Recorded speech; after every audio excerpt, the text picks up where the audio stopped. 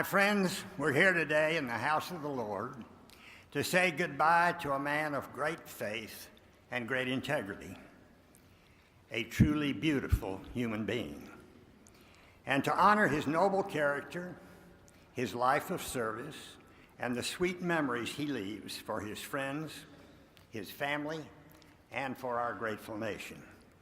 For more than 60 years, George Herbert Walker Bush has been my friend, and he's been my role model.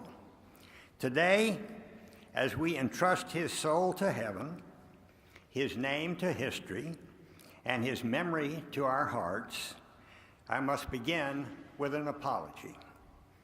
Heffy, I am about to do something you always hated, and that your mother always told you not to do. Brag about yourself. I will do this because it must be done, and because, as a lawyer, I see that thing beloved by all lawyers, a loophole. Now, don't brag about yourself, you once wrote. Let others point out your virtues, your good points. Well, today, Mr. President, I am that other, with the special privilege and joy of sharing your good points. As we have heard, and as we know, George Bush was a charter member of the greatest generation. As we gather here to salute him, his incredible service to our nation and the world are already etched in the marble of time. After becoming the youngest naval aviator, he served in increasingly responsible positions on behalf of his country. Congressman, Ambassador to China and to the United Nations, Director of the CIA, and Vice President. Then, as history will faithfully record, he became one of our nation's finest presidents, and beyond any doubt, our nation's very best one-term president. For millions and millions across the globe, the world became a better place because George Bush occupied the White House for 4 years. He was not considered a skilled speaker, but his deeds were quite eloquent. And he demonstrated their eloquence by carving them into the hard granite of history.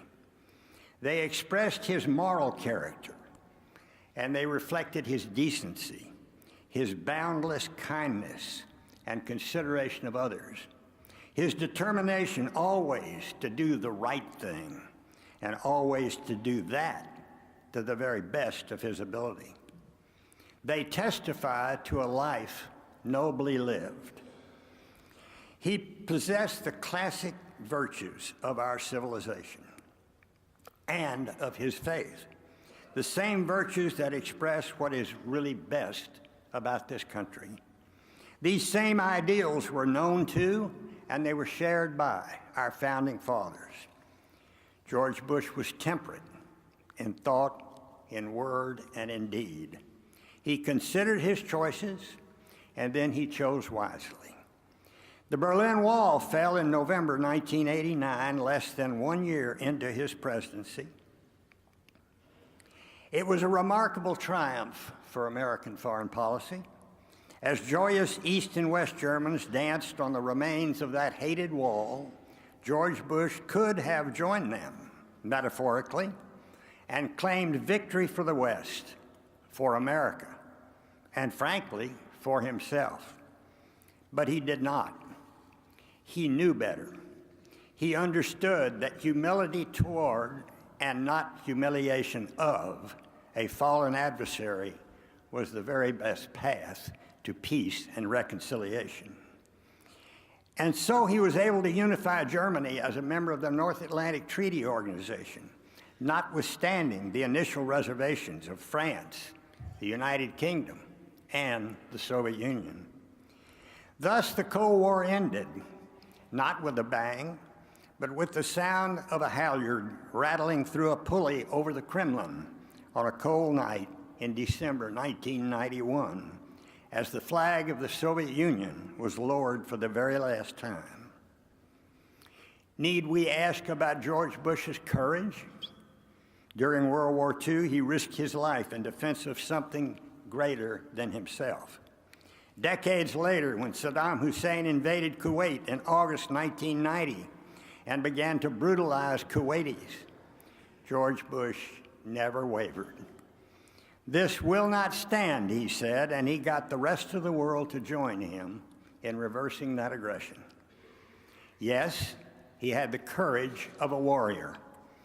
But when the time came for prudence, he always maintained the greater courage of a peacemaker. He ended the wars in Central America. He signed 2 nuclear arms reduction treaties, and he brought Israel and all of its Arab neighbors together face to face for the first time to talk peace. His deeds for his fellow man always spoke for him. "Give someone else a hand," he would say, and he did. "When a friend is hurting, show that you care," he would say, and he did. "Be kind to people," he would say, and he was. To the parents of a young son lost to cancer, he wrote, "I hope you will live the rest of your lives with only happy memories of that wonderful son who is now safely tucked in God's loving arms around him." His wish for a kinder, gentler nation was not a cynical political slogan. It came honest and unguarded from his soul. After they left the White House, George and Barbara Bush continued to display their compassion for others. Their dedication to the Points of Light, the Barbara Bush Foundation for Family Literacy, and countless other charities is a model for all former First Families, past, present, and future. To these virtues, we can add one more source of his character, his family. As a friend once put it, George Bush believed that family is a source of both personal strength and the values one needs to face life. And of course, history has shown that few families have accomplished as much as his has. Barbara wrote the book on how to be a great First Lady. His legacy lives on with his children, who have contributed so very much to making our nation great. And who knows what the future will bring for his grandchildren and their children. I've always been proud that George Bush used to describe our relationship as one of big brother and little brother. He used to say that one of the things he liked best about me was that I would always tell him what I thought, even when I knew he didn't want to hear it. Then we would have a spirited discussion about that issue. But he had a very effective way of letting me know when the discussion was over. He would look at me and he'd say, "Baker, if you're so smart, why am I president and you're not?" He was a leader, and he knew it.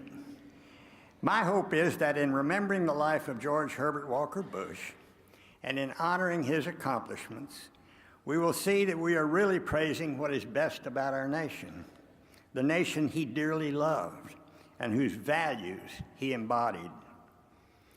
There is more to say than time permits, and anyway, when measured against the eloquence of George Bush's character and life, our words are very inadequate. And so I conclude these remarks with his words, written some years ago to his old tennis buddy. "We have known each other a long time," he wrote to me. "We have shared joy and sadness, and time has indeed gone swiftly by. Now it races on even faster, and that makes me treasure even more this line of William Butler Yeats about where man's glory begins and ends, namely with friends. My glory is I have you as such a friend." To which I reply, on behalf of his friends here today, across America and throughout the world, we rejoice, Mr. President, that you are safely tucked in now and through the ages with God's loving arms around you. Because our glory, George, was to have had you as our president and as such a friend.